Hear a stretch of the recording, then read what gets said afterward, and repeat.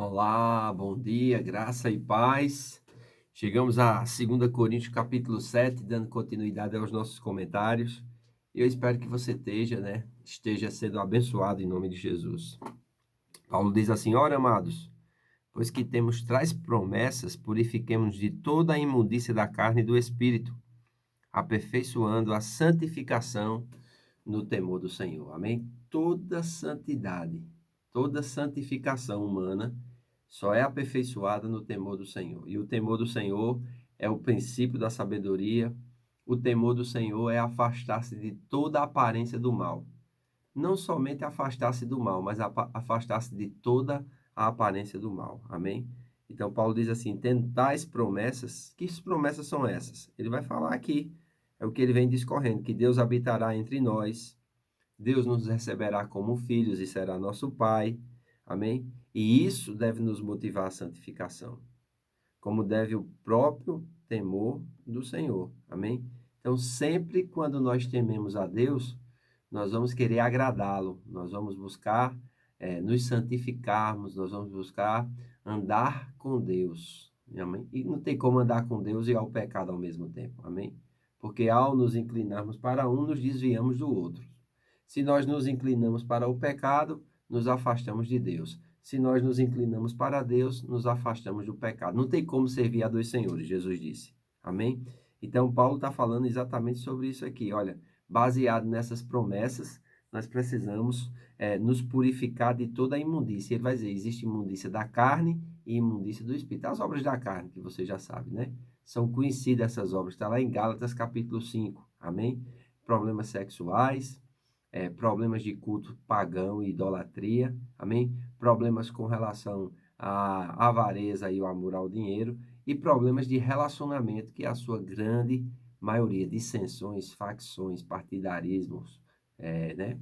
E outros semelhantes a essa, está lá em Gálatas capítulo 5, amém? Então ele vai continuar falando aqui, olha, recebei-nos em vossos corações, a ninguém agravamos, a ninguém corrompemos, de ninguém buscamos o nosso proveito. Então, Paulo está dizendo aqui, nós não ameaçamos ninguém, amém? Nós não corrompemos, ou seja, com o poder, seja financeiro, ou seja, com o poder eclesiástico de fazer a pessoa se corromper e fazer a vontade daquele que exerce a autoridade, amém? Ele diz, olha, vocês sabem que nós não fizemos nada disso no meio de vós, amém? Então é muito importante nós atentarmos para isso. E Paulo ele vai fazer aqui um resumo das viagens, né? Ele diz, olha, não digo isto para a vossa condenação, pois já antes tinha dito que estáis em nossos corações, para juntamente morrer e viver. Grande é a ousadia da minha fala para convosco, e grande é a minha jactância a respeito de vós. Estou cheio de consolação e transbordante de gozo em todas as nossas tribulações, porque mesmo quando chegamos à Macedônia, a nossa carne não teve repouso algum. Antes, em tudo fomos atribulados, por fora combates, temores por dentro, mas Deus que consola os abatidos, nos consolou com a vinda de Tito. Então, Tito voltou com notícias de que a carta que Paulo mandou, a carta severa, que muitas vezes nós não conhecemos, que carta era essa, tinha contristado aqueles irmãos, mas tinham contristado segundo Deus, porque a tristeza segundo Deus, ela vai produzir arrependimento. Irmãos, quando um pai corrige um filho, ele não corrige com alegria não, ele corrige com pesar, mas o objetivo daquela correção é para que o filho se arrependa, ele mude de direção, ele mude de mentalidade, amém? Então, Paulo vai falar aqui sobre dois tipos, né, de tristeza. Uma tristeza que é segundo o mundo, essa tristeza produz morte, amém? É aquela tristeza por causa de condenação, por causa de consequências do pecado, a pessoa se esfria, a pessoa abandona a congregação, a pessoa corta os relacionamentos. Essa tristeza, ela produz morte. Mas existe uma tristeza que é segundo Deus, que a pessoa é contristada por dentro. Isso promove o quê? Mudança de comportamento. Amém? E esse tipo de tristeza produz arrependimento, produz salvação. Amém? E não somente com a sua vinda, mas também pela consolação com que foi consolado de vós, contando-nos as vossas saudades, o vosso choro, o vosso zelo por mim, de maneira que muito me regozijei. Versículo 8.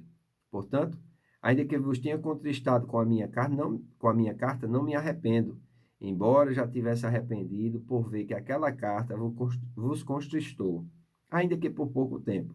Mas agora me regozijo, porque fosse contristados, mas fostes contristados para o arrependimento, pois foste contristados segundo Deus, de maneira que por nós não padecestes dano em coisa alguma, porque a tristeza segundo Deus opera arrependimento para a salvação, da qual ninguém se arrepende, mas a tristeza segundo o mundo opera a morte. Porque quanto cuidado não produziu isso em vós mesmos, que segundo Deus fosse contristados. Que apologia, que indignação, que temor, que saudades, que zelo, que vingança, em tudo mostrasse estar puros neste negócio. Portanto, ainda que vos tenha escrito, não foi por causa do que fez o agravo, nem por causa do que sofreu o agravo, mas para que o vosso grande cuidado por nós fosse manifesto diante de Deus. Por isso, fomos consolados pela vossa consolação, e muito mais nos alegramos pela alegria de Tito, porque o seu espírito foi recriado por vós todos. Porque em alguma coisa me gloriarei de vós, para com ele? Não fiquei envergonhado, mas como vos dissemos tudo com verdade, também a nossa glória para com Tito se achou verdadeira, e o seu entranhável afeto para convosco é mais abundante, lembrando-se da obediência de vós todos, e de como recebestes com temor e tremor, regozijo-me em tudo, poder confiar em vós. Então, Paulo tinha dado bom testemunho daqueles irmãos, apesar dos problemas que existiam, né? E quando Tito chegou com a autoridade de Paulo para colocar em ordem as coisas que aquela igreja precisava organizar, amados, graças a Deus, aquela igreja teve choro, teve arrependimento, teve mudança e ainda tinha zelo e recordações de Paulo. E isso trouxe alegria a Tito, e Tito, quando levou essa resposta de volta para Paulo, ele voltou animado, ele voltou cheio de alegria para com os irmãos. Então, aquilo também trouxe refrigério ao coração de Paulo, aquilo também trouxe alegria ao coração de Paulo, amém? E fez com que Paulo ainda pudesse ainda mais continuar orando por essa igreja, continuar com as relações de pais e filhos com essa igreja, amém? E continuar discipulando essa igreja. Que coisa maravilhosa quando há essa interação, amém? Quando a igreja verdadeiramente anda em temor e tremor. Eles demonstravam respeito e diferença pelo representante do apóstolo, amém?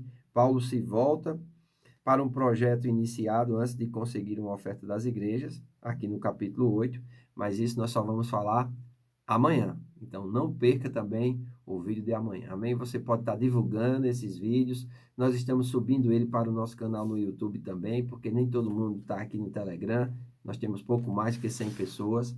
Amém? Mas eu creio que nós estamos fazendo uma grande obra. E eu espero que você esteja entendendo, acompanhando a leitura e ficando um pouco mais fácil. Como eu disse, eu não quero ser profundo na teologia, amém? Eu quero somente trazer alguma questão de contexto, algumas facilidades de como aplicar esse conhecimento que está escrito na palavra de Deus e assim poder te abençoar. Um grande abraço, Deus abençoe, tenha um bom dia e até amanhã.